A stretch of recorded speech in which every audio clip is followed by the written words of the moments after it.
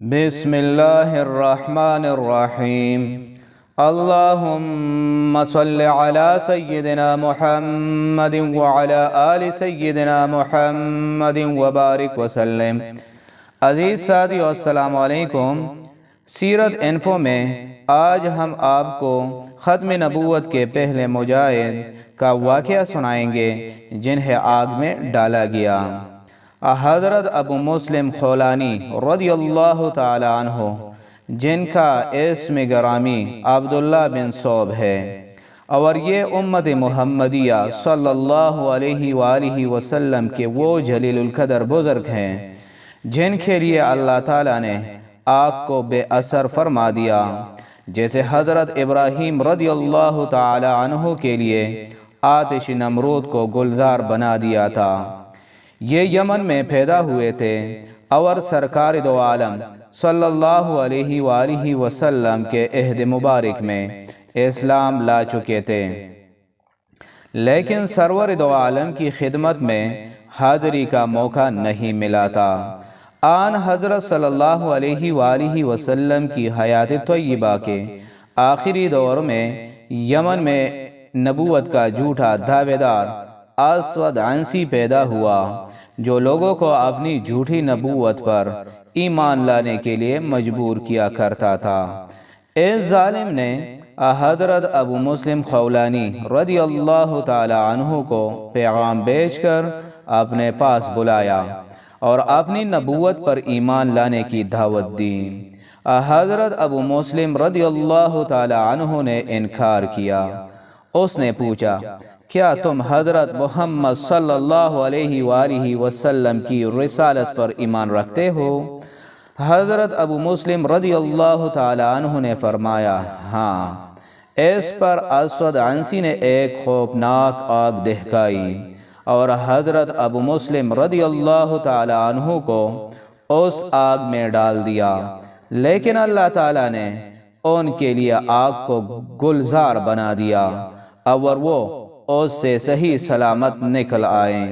یہ واقعہ اتنا عجیب تھا کہ اسود عنسی اور اس کے رفقا پر ہیبت طاری ہو گئی، اور اسود کے ساتھیوں نے اسے مشورہ دیا کہ ان کو جلا وطن کر دو، ورنہ خطرہ ہے کہ ان کی وجہ سے تمہارے پیروکاروں کے ایمان میں تزلزل نہ آ جائے۔ چنانچہ انہیں یمن سے جلا وطن کر دیا گیا۔ یمن سے نکل کر اب ان کے لیے ایک ہی جائے پناہ تھی، یعنی مدینہ منورہ۔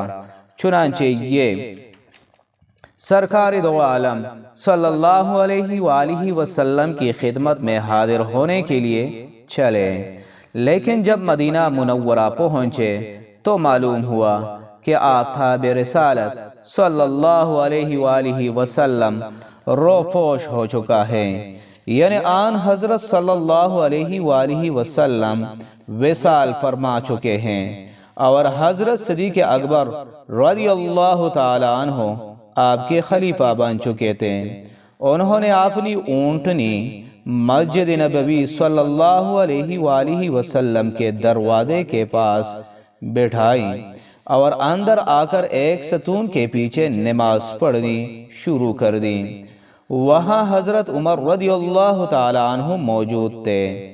انہوں نے ایک اجنبی مسافر کو یوں نماز پڑھتے دیکھا تو ان کے پاس آ کر بیٹھ گئے، اور جب وہ نماز سے فارغ ہو گئے تو ان سے پوچھا، آپ کہاں سے آئے ہیں؟ یمن سے۔ حضرت ابو مسلم رضی اللہ تعالی عنہ نے جواب دیا۔